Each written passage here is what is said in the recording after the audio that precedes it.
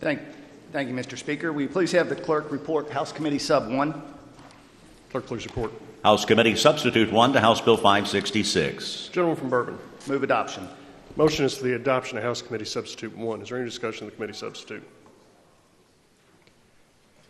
Seeing none, those in favor signify by voting aye. Aye. Those opposed, nay. House Committee Substitute 1 is adopted. Gentleman from Bourbon. Thank you, Mr. Speaker. All the members that were here last year remember Senate Bill 299 when we created the Horse Racing and Gaming Corporation. That was easy. This year we had to do the implementation and figure out how all that was going to work. That was definitely a much taller task. To help understand this bill, I know it's rather lengthy. I broke it down to 3 different groups, and let's start with the elephant in the room first, which is charitable gaming. I think it's fair to say that they had a lot of anxiety with the changes that were coming, but we heard them, we listened to them. Let me tell you what we put in place for them. First thing we did is we lowered the fee structure. They had a system in place every October that was looked at, and then that could actually fluctuate and go up. We chose a lower rate of 0.53.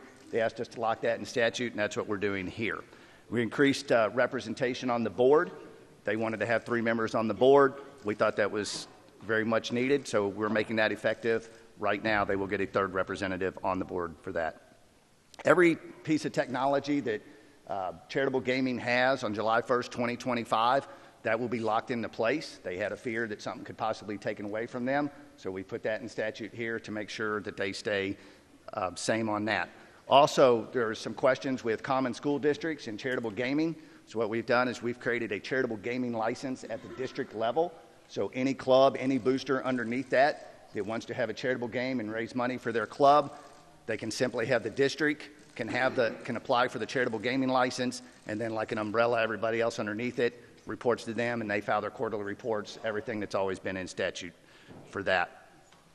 On to the corporation itself. We've created a corporation. Now we had to figure out how to make them self-funded. That was not an easy task, but we could not have any general fund dollars going in there, so it needed to be all industry dollars. So we've got the charitable gaming, the 0.53 that's locked in statute. Now it'll be 10% coming from all the other funds that are within there. So starting with sports wagering, and then all the funds, I think they're listed on page 33, but you got your Kentucky Thoroughbred Development Fund, your Kentucky Breeders Incentive Fund, your Standard Bred Fund, and so forth. We staggered the board. So we added a member with charitable gaming. We also added a member for quarter horse racing. It's on there. We've staggered the board. You never want to lose all your board at one time. So they'll have an initial terms of 2 and 3 years, and then after that there'll be 4-year terms staggered, so you only do half the board at a time. We had a problem with uncashed vouchers at each track. So at your HHR facilities, you had uncashed vouchers that are out there. This was a pool of money, not allotted to go anywhere. The very first thing we did is 10% of that will be going to problem gaming, something that I continue to support. Anytime you have a vice, you need to make sure you have something there to help with that vice. 65% will go to backside improvements, and 25% will go to the administration and regulation of live racing. I want to talk about POP certification and the investigative division of that. If you'll see in there for horse racing, there was some peace officer language that was struck. Also with charitable gaming, we put in may instead of shall. The idea behind this is that we're going to allow the charitable gaming, we're going to allow the entire corporation to have an investigative division that can cover all sectors. So that'll streamline, make that a much more efficient process. They will all be cross-trained, and then the corporation can decide who needs to be POP certified for each role that they're doing, but that should make that a much better process for all the investigations. Third, this is a big deal for quarter horse racing in the state of Kentucky. We established the Kentucky Quarter Horse Racing Breed Registrar.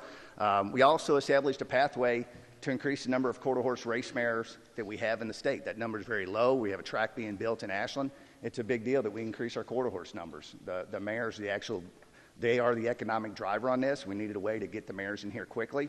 So we've created a pathway that you can bring a mare in from out of state, foal her here 2 years in a row.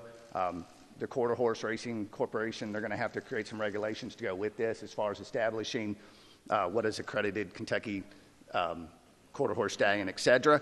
But we're hoping that has a sunset on it in 3 years, and we believe that is going to greatly increase the number of quarter horse mares that we have all across the state. That pretty well sums up the bill. I'm sure we have some questions, but pending that, I move passage.